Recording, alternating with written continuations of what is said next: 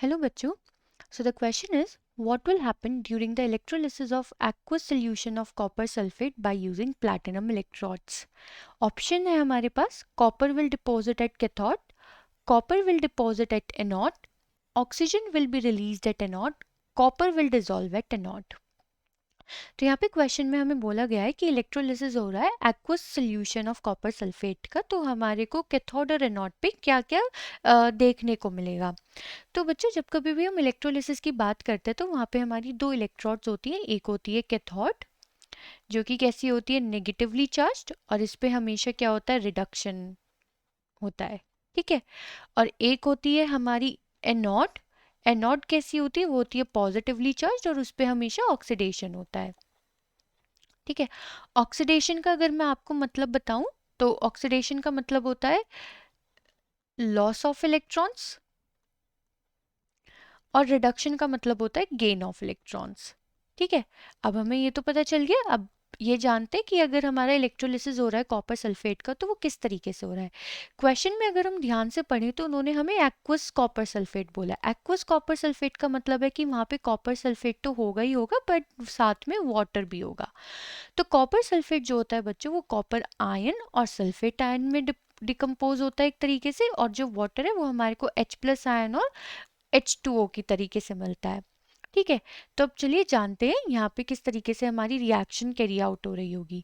तो सबसे पहले आइए बच्चों हम एनोड की रिएक्शन को देख लेते हैं। तो एनोड पे हमारा जो पॉजिटिवली चार्ज होती है तो सल्फेट आयन जाएगा। तो सल्फेट आयन जो है वो ऑक्सीडाइज होके क्या फॉर्म करता है सल्फर डाइऑक्साइड, ऑक्सीजन, और वहाँ पे 2 इलेक्ट्रॉन लूज हो रहे होते हैं। और जो वाटर है वो ऑक्सीडाइज होके क्या बना रहा होता है ऑक्सीजन गैस, H+ आयन, और 4 इलेक्ट्रॉन लूज हो रहे होते हैं, ठीक है। तो ये हो गई हमारी एनोड की रिएक्शन। अब चलिए हम बात करते हैं कैथोड की रिएक्शन के बारे में।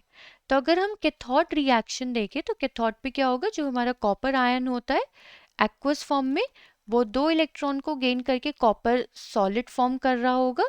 दूसरा जो हमारा H+ आयन है वो भी क्या करेगा, वो इलेक्ट्रॉन को ऐड करके हाइड्रोजन गैस में कन्वर्ट हो रहा होगा, ठीक है। लेकिन बच्चों अब हमें यहाँ पे जानना क्या है कि इनमें से रिएक्शन पॉसिबल कौन सी होगी। वैसे तो बच्चों अगर हम एनोड पे देखें तो ये दोनों ही रिएक्शन पॉसिबल है, लेकिन कैथोड पे सिर्फ हमारी फर्स्ट रिएक्शन पॉसिबल होगी। क्यों? क्योंकि जो हमारा इसका रिडक्शन पोटेंशियल होता है कॉपर का वो ज़्यादा होता है एज कम्पेयर टू हाइड्रोजन। तो आइए ये ऑप्शंस के अकॉर्डिंग हम चेक कर लेते हैं कि कौन कौन से ऑप्शन सही है। फर्स्ट ऑप्शन कहता है copper will deposit at cathode. तो अगर हम देखें कॉपर कहाँ डिपोजिट हो रहा है कैथोड पे, तो ये ऑप्शन बिल्कुल ठीक है। Copper will deposit at anode, नहीं, यहाँ पे एनोड पे कॉपर कहीं भी नहीं जा रहा है। Oxygen will be release at anode, तो अगर हम यहाँ देखें बिल्कुल सही बात, ऑक्सीजन हमारा रिलीज होता है एनोड पे।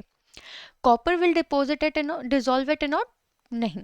तो अगर हम देखें यहाँ से हमारा फर्स्ट और थर्ड ऑप्शन दोनों करेक्ट है।